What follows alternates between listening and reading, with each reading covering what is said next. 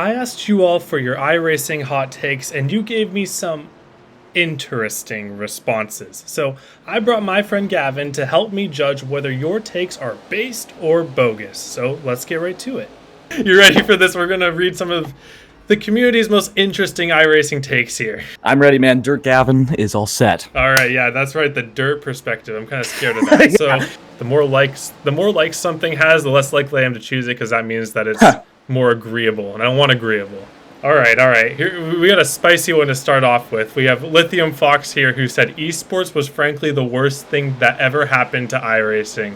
Not in the sense I don't think they shouldn't be doing it, but it shouldn't be a priority. Yeah, I mean, I kind of agree with that one a little bit because, you know, the whole way that esports orgs and stuff like that are all going out of business, all this money being lost in esports, it's kind of a gnarly area right now. It's just not the driver's fault. Everyone's just so freaking good. And the cars are so close to each other with how the next gen drives. And if we had maybe the clock car back, it would maybe look a little better, but those would just string out. It's kind of the same problem that NASCAR has in real life. I know, that's what I was thinking, the same thing. Like the next gen, you have to downshift and all that hot garbage, and there's some cheese, you know, and like qualifying, and they should make it the Gen 4 car, baby. Come on. That's not what one. We need the Gen 4 out there. I personally think that opinions is pretty based, but no hate at all to the actual esports people. It's just unfortunate timing, really. Agreed. Okay. The Shawnee said, top split races in oval have egregious aggressive driving more so than bottom split races. Yeah, I don't know about bottom split. Maybe, you know, like middle split and stuff like that, but bottom split, those guys, I don't know, dude. I would be on board for middle split because I think middle split those guys in general kind of know what they got. There are some bad apples. When you get into a big top split race, everyone doesn't know how to run 15th. That's what I always say. I've never heard that, but that is so true. That's such a great sentence. Yeah, because it's like those guys are so used to being top 5, winning, whatever. The moment they get back to 15th or 20th, it just becomes like the worst day ever, and they'll do whatever it takes to get out of there, and usually it's wrecking someone and causing a caution. The sentence itself is bogus, but the sentiment is pretty based. Agreed. Oh, Scott says limit the amount of races per series per week. Yeah, now that one I like a lot. That's really interesting, especially for someone like, you know, myself. I usually only do maybe 1 or 2 races a week, and that would make things a lot more interesting for like the championship points, you know, if you're kind of a guy that kind of follows that kind of stuff. If maybe there was like 2 different things, like a championship where, you know, you had a limited amount of races, and then one where it's like, you know, you do however many races you want. Yeah. But I like that one. That's a good one. I get what you're saying, but I'm going to disagree solely on the fact that iRacing is a business, and if you cut off people from joining the races, that's just going to make the product worse. There's going to be less people signing up just because a lot of those guys, especially on the back half of the week, they're going to be the ones that have been racing all week, and so if they get cut off, who's left racing?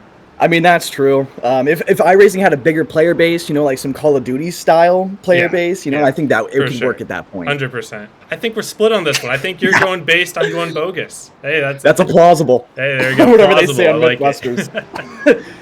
Kyle here said intentionally crashing a competitor who intentionally crashed you first should not be against the sporting code. Interesting. I don't know if I agree with that one because the initial contact, it could have been accidental to begin with, and then, you know, if you go back and wreck the guy, you know, then that's intentional. And I don't know. It depends on a lot of things. Yeah. It's a can of worms. You got that right. That allows you to be the one who judges if you got intentionally wrecked or not, and I just don't think there's a way to really ensure that. Like, there's obvious times that you get intentionally wrecked, but if you make a rule like that, people will intentionally wreck you for the slightest bit of contact and just say, oh, it was because you intentionally wrecked me or whatever. Yeah. So, and then it can get pretty toxic over the comms after that, a situation like that. I definitely get where you're coming from, Kyle, but I'm going to go with bogus. How about you? Agreed, bogus. Someone said road course track limit should not apply to NASCAR. That's the coldest take I've ever heard in my life. Yeah, I didn't ask what you want different from iRacing. I asked for hot takes. A hot take. Yeah. Rob here says, if you're worried about SR, you're probably not that good to begin with. Yeah. That's shots fired. Yeah, shots fired. Because, I mean, there's a lot of cases where people talk about the SR over the I rating and how more important that is to them. And I'm like, I mean, at a lower super low level, maybe, I guess, if you're like trying to, participate in more races.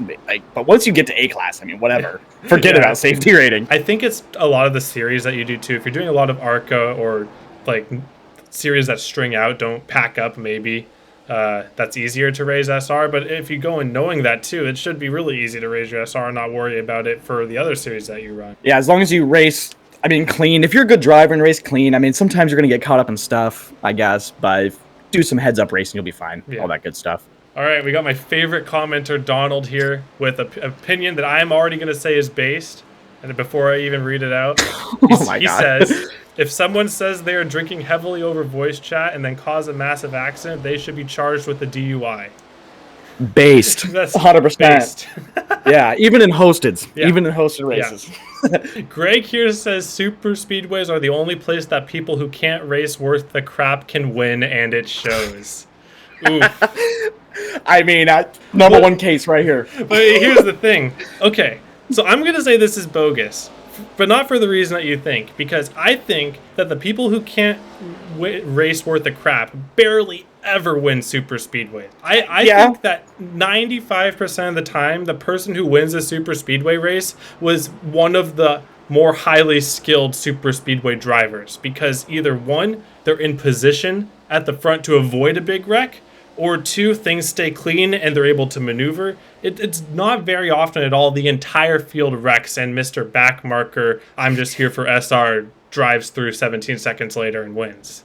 Yeah. Yeah, if you're going into the race thinking, you're for SR or whatever, then yeah, you probably won't win. And I'll add on to that. I don't understand people that join super speedway races to hang around in 20th all race. That's so freaking boring. I did that for Road to Pro just because I was scared to mess up people up in the front. It was like the most boring race ever. I'm just sitting there, like 15th in line on the bottom. I'm like, all right, well, I guess we're going to pit soon or something. No, that's in 20 laps. Oh, okay. It's just so, I don't know how people do it. Like, just race, guys. Just freaking race. Agreed. No Neck here says we don't need new content before fixing the stuff that's already broken in the game. Now that's an easier said than done situation right there. I'm no computer code guy, but I think netcode and all that stuff, that's not just like an overnight fix. Well, there's no way. Right, and I think that it's just a little off base because I'm pretty sure that the team that works on netcode and instant stick walls and those physics, the physics team is completely different than like the development team for new content.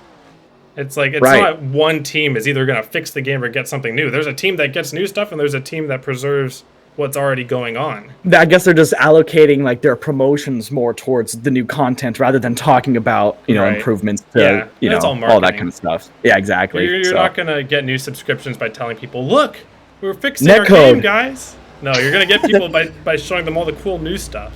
Oh, here's one that we might argue about. Oh. Cars that are not up to a minimum speed threshold should be ghosted. Wow. F1 game style. Yeah. Now, this one I actually like a lot. This one is extremely based to me for a lot of reasons. Oh, no. So that sounds like you don't agree with this one at all. Yeah. What are your reasons? What are your reasons? There's been plenty of situations, where there's a lapper and they're mad at me or whoever because they think I wrecked them or something along the lines of that, and they're just slowing down just to purposely wreck you back. Yeah. Even if it's not even me, if it's some idiots, in front of me and they collect me in it. Yeah. Type of thing. Yeah. No. So that's what I'm getting at. That's my 2 cents right here. I get you. But I think this is a simulation. This is a simulation, and you're right. If you're going to get retaliated on, they can get banned, but you're going to get retaliated on in a simulated way. What if it's an option in hosteds? I'd take that. I'll say that. That's good. I think that for official racing, things that aren't 100% necessary to be not completely in a simulated way, I don't think should be switched to that. But I think for hosteds, you can drive in freaking third person in hosteds if you want to. So you can do whatever you want in hosteds. Yeah. So I think at the end of the day, we're split on that. You're based, I'm bogus, but hey, that happens sometimes. All right, this is the one I've been waiting for.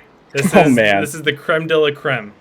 Zanetti20, aka Jeremy, he said that controllers should not be allowed as an option on iRacing. Now that one's, I don't know, that one's a tough one because I feel like everyone should kind of have the ability to play iRacing, and there's plenty of guys that I race against in dirt that race with controller, and they're good. Yeah, I heard control is kind of good on dirt.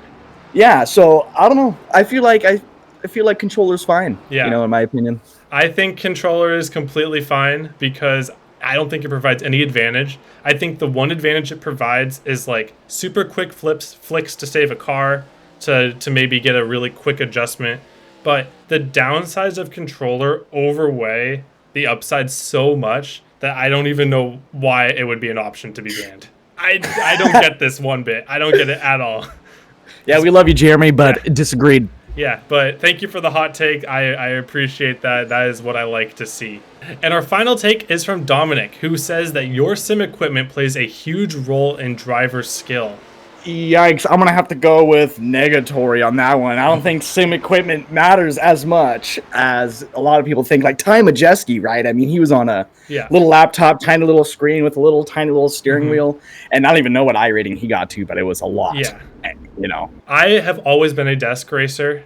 I upgraded my pedals. I think pedals are huge. I will never discount pedals. I think that V3s actually make you a lot quicker over G29 pedals.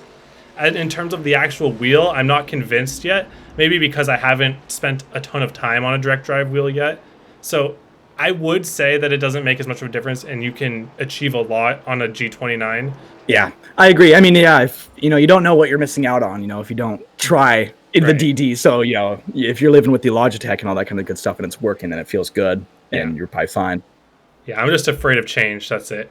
Yeah.